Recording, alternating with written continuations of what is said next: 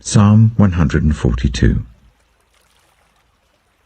I cry aloud to the Lord. I lift up my voice to the Lord for mercy. I pour out before him my complaint. Before him I tell my trouble. When my spirit grows faint within me, it is you who watch over my way.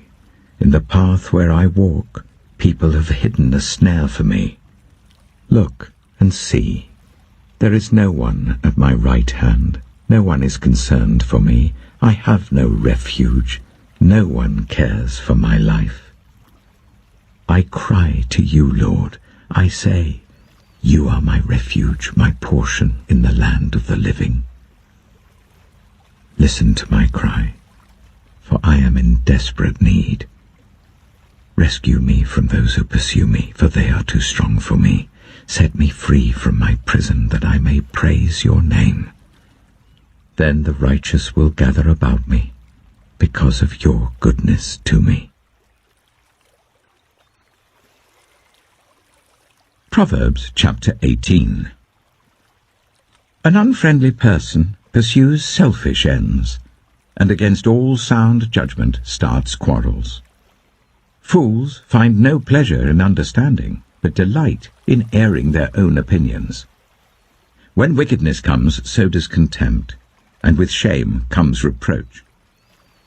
The words of the mouth are deep waters, but the fountain of wisdom is a rushing stream.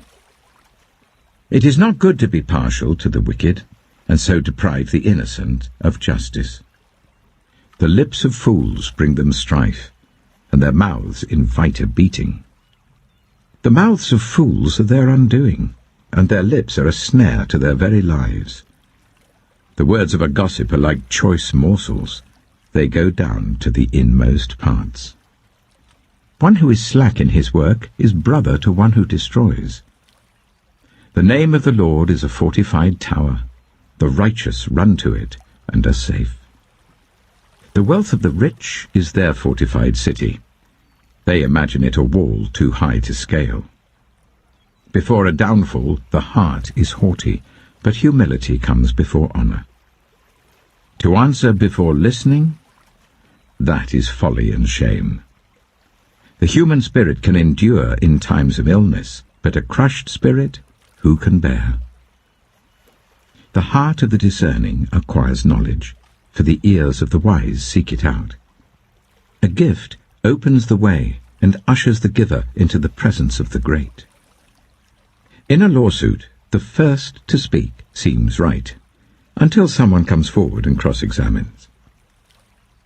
Casting the lot settles disputes and keeps strong opponents apart. A brother wronged is more unyielding than a fortified city. Disputes are like the barred gates of a citadel. From the fruit of their mouth a person's stomach is filled. With the harvest of their lips they are satisfied. The tongue has the power of life and death, and those who love it will eat its fruit. He who finds a wife finds what is good and receives favor from the Lord. The poor plead for mercy, but the rich answer harshly. One who has unreliable friends soon comes to ruin, but there is a friend who sticks closer than a brother. Luke chapter 9.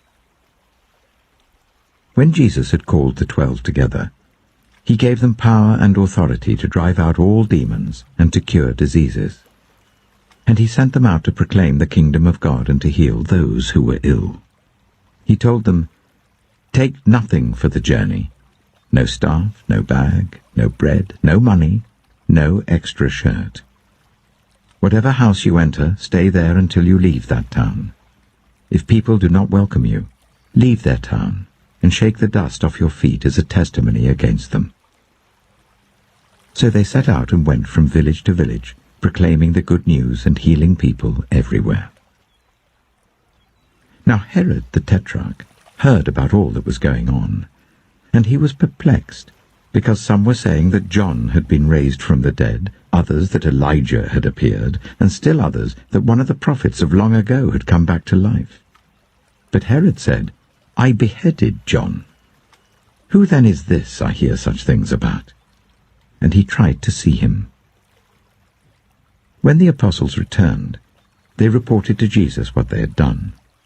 Then he took them with him, and they withdrew by themselves to a town called Bethsaida. But the crowds learned about it and followed him. He welcomed them and spoke to them about the kingdom of God, and healed those who needed healing. Late in the afternoon, the 12 came to him and said, "Send the crowd away so that they can go to the surrounding villages and countryside and find food and lodging, because we are in a remote place here." He replied, "You give them something to eat." They answered, "We only have 5 loaves of bread and 2 fish, unless we go and buy food for all this crowd." About 5,000 men were there. But he said to his disciples, "Make them sit down in groups of about 50 each." The disciples did so, and everyone sat down. Taking the 5 loaves and the 2 fish, and looking up to heaven, he gave thanks and broke them. Then he gave them to the disciples to distribute to the people. They all ate and were satisfied, and the disciples picked up 12 basketfuls of broken pieces that were left over. Once, when Jesus was praying in private, and his disciples were with him, he asked them, "Who do the crowds say I am?" They replied, "Some say John the Baptist, others say Elijah, and still others that one of the prophets of long ago has come back to life." "But what about you?" he asked. "Who do you say I am?" Peter answered, "God's Messiah." Jesus strictly warned them not to tell this to anyone, and he said, "The Son of Man must suffer many things and be rejected by the elders, the chief priests, and the teachers of the law, and he must be killed, and on the 3rd day be raised to life." Then he said to them all, "Whoever wants to be my disciple must deny themselves and take up their cross daily and follow me. For whoever wants to save their life will lose it, but whoever loses their life for me will save it. What good is it for someone to gain the whole world and yet lose or forfeit their very self? Whoever is ashamed of me and my words, the Son of Man will be ashamed of them when he comes in his glory and in the glory of the Father and of the holy angels. Truly I tell you, some who are standing here will not taste death before they see the kingdom of God." About 8 days after Jesus said this, he took Peter, John, and James with him and went up onto a mountain to pray. As he was praying, the appearance of his face changed, and his clothes became as bright as a flash of lightning. 2 men, Moses and Elijah, appeared in glorious splendor, talking with Jesus. They spoke about his departure, which he was about to bring to fulfillment at Jerusalem. Peter and his companions were very sleepy, but when they became fully awake, they saw his glory and the 2 men standing with him. As the men were leaving Jesus, Peter said to him, "Master, it is good for us to be here. Let us put up 3 shelters, one for you, one for Moses, and one for Elijah." He did not know what he was saying. While he was speaking, a cloud appeared and covered them, and they were afraid as they entered the cloud. A voice came from the cloud, saying, "This is my Son whom I have chosen. Listen to him." When the voice had spoken, they found that Jesus was alone. The disciples kept this to themselves and did not tell anyone at that time what they had seen.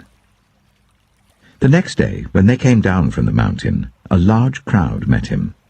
A man in the crowd called out, "Teacher, I beg you to look at my son, for he is my only child. A spirit seizes him, and he suddenly screams. It throws him into convulsions, so that he foams at the mouth. It scarcely ever leaves him, and is destroying him. I begged your disciples to drive it out, but they could not."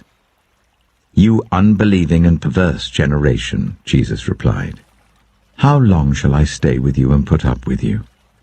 Bring your son here." Even while the boy was coming, the demon threw him to the ground in a convulsion. But Jesus rebuked the impure spirit, healed the boy, and gave him back to his father. And they were all amazed at the greatness of God. While everyone was marveling at all that Jesus did, he said to his disciples, "Listen carefully to what I'm about to tell you. The Son of Man is going to be delivered into the hands of men." But they did not understand what this meant. It was hidden from them, so that they did not grasp it, and they were afraid to ask him about it. An argument started among the disciples as to which of them would be the greatest. Jesus, knowing their thoughts, took a little child and made him stand beside him. Then he said to them, "Whoever welcomes this little child in my name welcomes me, and whoever welcomes me welcomes the one who sent me. For it is the one who is least among you all who is the greatest."